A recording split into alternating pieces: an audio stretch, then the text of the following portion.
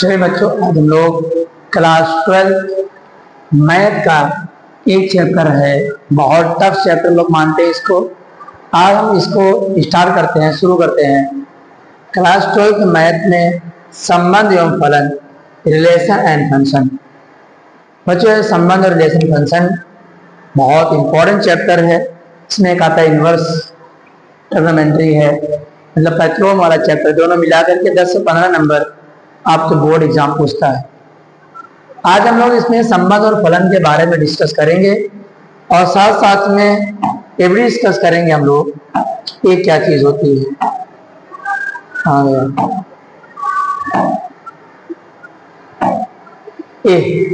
स्वतुल्य क्या है, सममित क्या है, संक्रामक क्या है, तुल्यता क्या है, रिफ्लेक्सिव क्या है, सिमेट्रिक क्या है, ट्रांजिटिव क्या लिखा है, इक्विवेलेंस क्या होता है। अच्छे से आज इस पर डिस्कस करेंगे।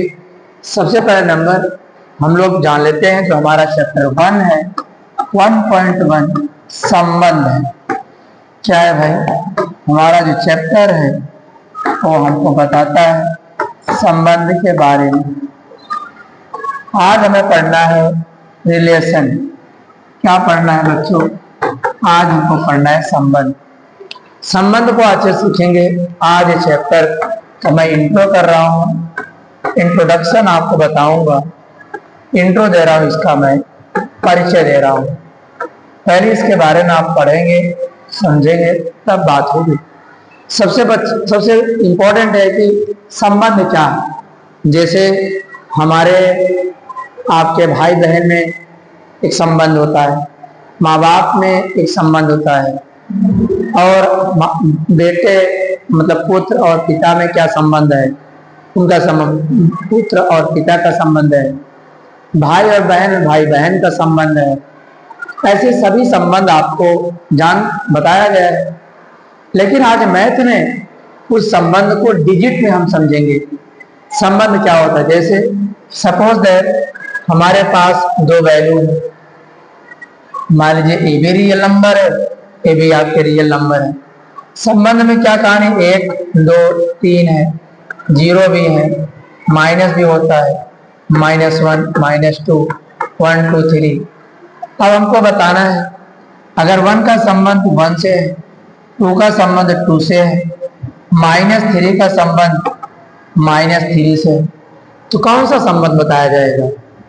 मतलब ये सिमेट्रिक है कि समतुल्य है कि रिफ्लेक्सिव है कि ट्रांजिटिव है कि इक्विवेलेंस। इक्विवेलेंस तीनों होता है तो इक्विवेलेंस आता है, तुल्यता हिंदी बोलते हैं। इसका मतलब संबंध यहाँ बताना है। हम इसे डिनोट करेंगे कैपिटल आर से। देख लेना तो आप बुक में आपके अंदर एक जगह लिखा रहता है कैपिटल आर मोटे अक्षर में, एक लिखा रहता है स्मॉल आर थोड़ा पतले, कैपिटल आर पतले। इनका मतलब ये होता है कि आपको बताया जाए रियल नंबर, और जो स्मॉल आर यहाँ लिखा होगा उनका नंबर होगा रिलेशन। ये आप ध्यान देंगे। चले बच्चों, आज हम लोग संबंध के बारे में पढ़ रहे हैं। संबंध के बारे में मैंने अभी ज्यादा कुछ नहीं बताया, बस इतना आपको बता दिया है। भाई कहीं कहीं बिंदी नहीं लगाते, कुछ लोग ऐसे संबंध लिखते हैं, इसमें कोई डाउट नहीं है। अब बच्चों संबंध बारे में हमें सीखना है। संबंध जैसे मैंने लिखा, देखो 2 रूप में चलता है। एक तो मैथ में अंदर आपको इस तरह मिलेगा 1, 2, 3, 3, ये आपको बोलते हैं, इसको हम लोग रोस्टर रूप बोलते हैं। कौन सा रूप बोलते हैं? रोस्टर रूप है। और जब लिखते हैं x, y such that x less than y है, बताओ ये कौन सा रूप है? इसे हम लोग समुच्चय निर्माण विधि बोलते हैं। यानी कि ये जो आपका सेट है ये बनाने वाला प्रिपेयर करते हैं, यहाँ हम लोग रोस्टर के रूप में ब्रैकेट वाला लिखते हैं। तो इस बात को हम लोग समझते चलेंगे ध्यान से क्या क्या कहानी हो रही है। अब यहाँ हम लोग बात करेंगे संबंध के बारे में। जैसे हम लोग संबंध के बारे में बात कर रहे हैं, संबंध क्या चीज होती है। जैसे मैंने लिखा संबंध के बारे में एग्जाम्पल दिया, भाई संबंध क्या है। संबंध जैसे मैंने लिखा, एक हमारा संबंध ये है, ए कामा बी कोई आदमी है, ये आपके एनसीईआरटी में एग्जाम्पल दिया है। सच दैट का मतलब ये होता है इस प्रकार। सच दैट का मतलब क्या होता है बच्चों? जो 2 बिंदी लिखी जाती है इसे रेशियो नहीं पढ़ेंगे, हम लोग परिचय पढ़ेंगे। इनका मतलब ये होता है इस प्रकार कि ए कामा बी का भाई, क्या संबंध बताया भाई, ये क्या है, बी का भाई है। दूसरा संबंध मैंने बताया ए बी का क्या और बन सकता है, ए बी की बहन, ए बी का भाई है, ये जो है बी का पिता है। अलग अलग संबंध हो सकता पिता है।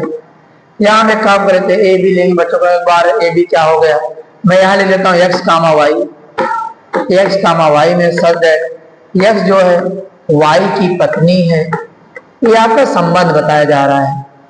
ठीक है, इसे आप संबंध जानेंगे। लेकिन बच्चों अब संबंध में इंपॉर्टेंट ये है कि हमें जो पढ़ना है, जो आपको मेन टॉपिक बताया, जो में चैप्टर में क्वेश्चन बनते हैं, इस पर हम बात कर लेते हैं। बच्चों इंपॉर्टेंट है, यही तुम अगर सीख गए समतुल्य कौन किस कंडीशन में आती है, रिफ्लेक्सिव कब आता है, सिमेट्रिक याद रखो। आपको मैं बता दूं बहुत बच्चों ने शिकायत की सर समझ में नहीं आता है, क्योंकि इसमें ना कोई फार्मूला चलता है, ना कोई ऐसा लॉजिक चलती है कि आप वैल्यू पुट कर दो आंसर चला जाए।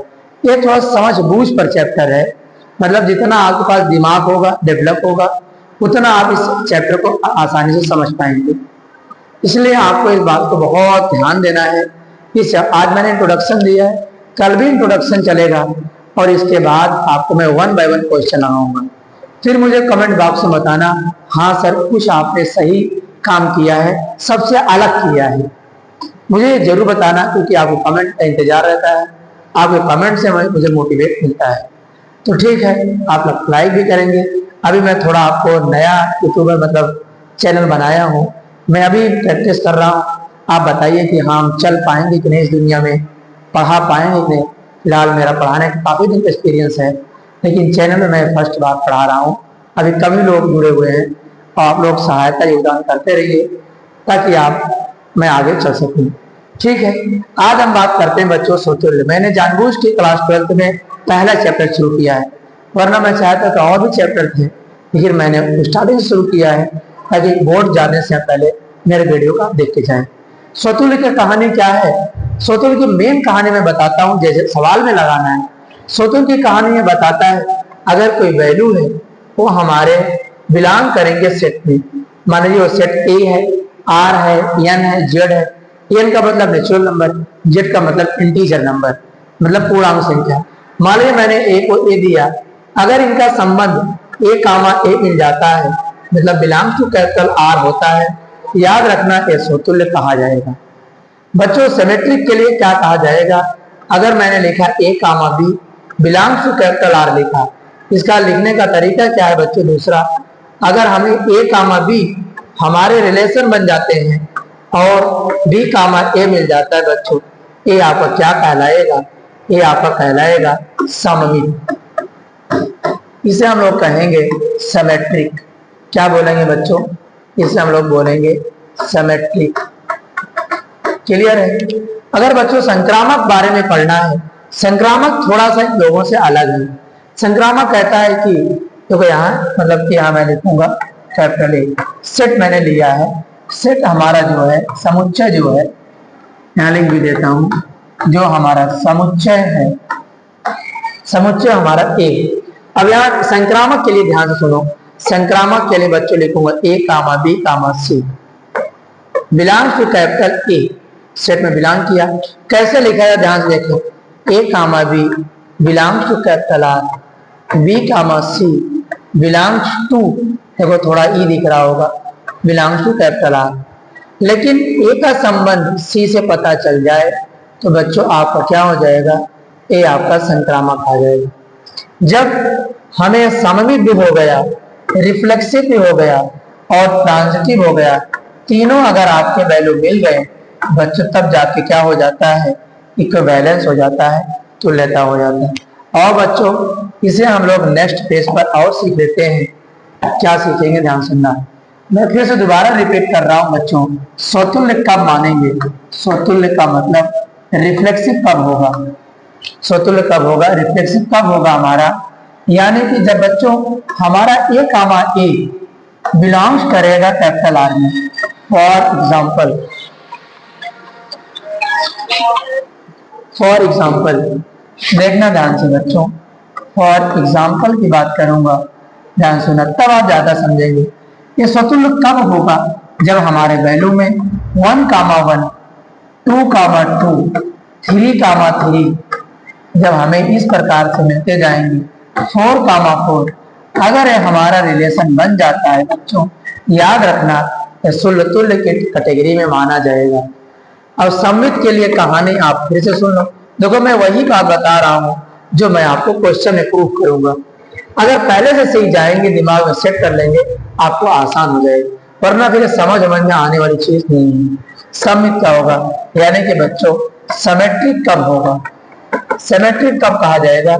जब हमारा दोनों वैल्यू कोई सेट में बिलोंग करेंगे, यानी कि बच्चों दिमाग में रखना है a, b और इसका उल्टा b, a दोनों बिलोंग करेंगे बच्चों किसमें? कैपिटल आर में, तब आपका कहा जाएगा।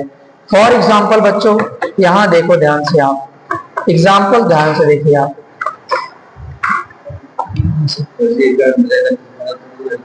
अच्छा सॉरी वो भी रखिए। फॉर एग्जाम्पल मैंने क्या देखा, ध्यान से सुनो। अब मैं यहाँ इसे मान लीजिए सपोज 1, 2 ले लिया। अब इसका मतलब 2, 1 अगर हमारे रिलेशन में मिलेगा तभी हमारा जो है क्या कहा जाएगा? सममित कहा जाएगा।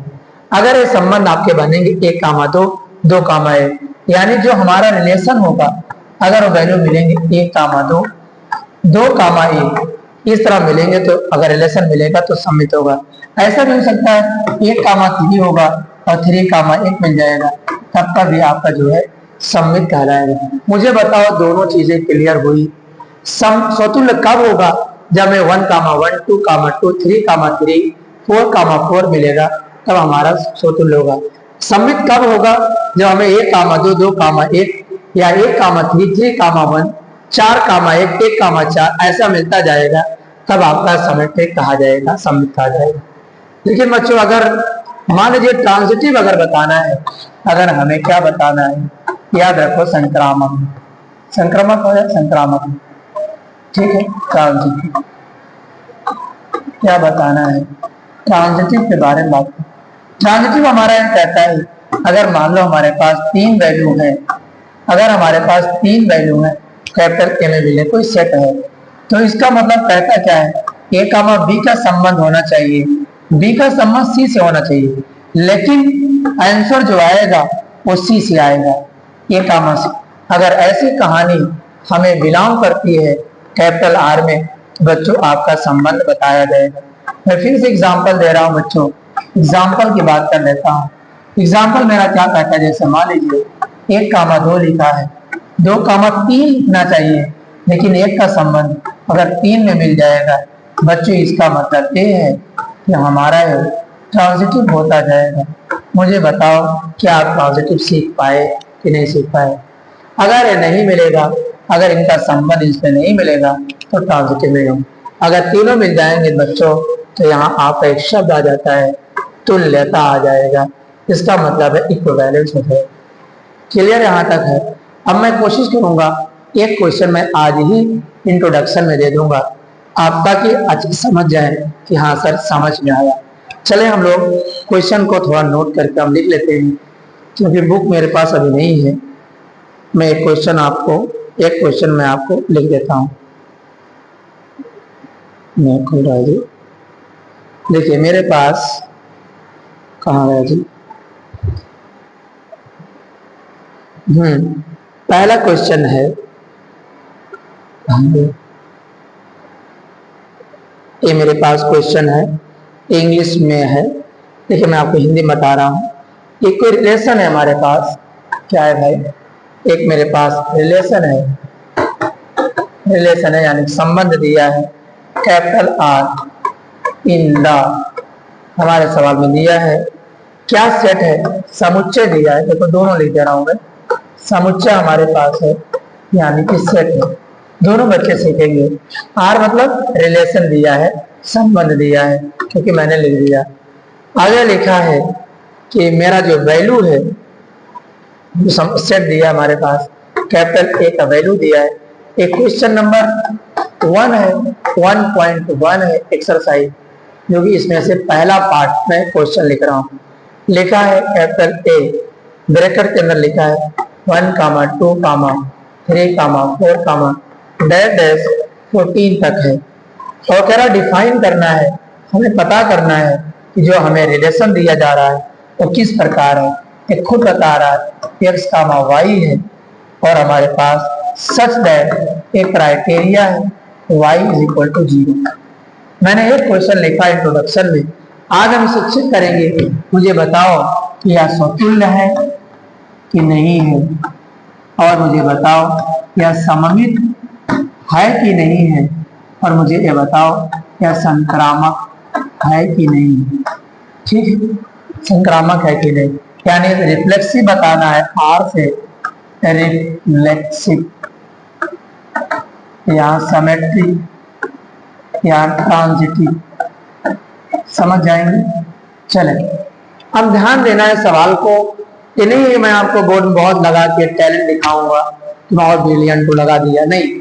मेरा मकसद है आप समझ लें, समझ लेंगे तो अगले क्वेश्चन पर दिमाग लगाएंगे। ये हमें एक सेट दिया है, ये सेट हमारे पास कहाँ तक है, 14 तक दिया है, और हमको एक क्राइटेरिया दिया है r = x, y, इस प्रकार है 3x - y।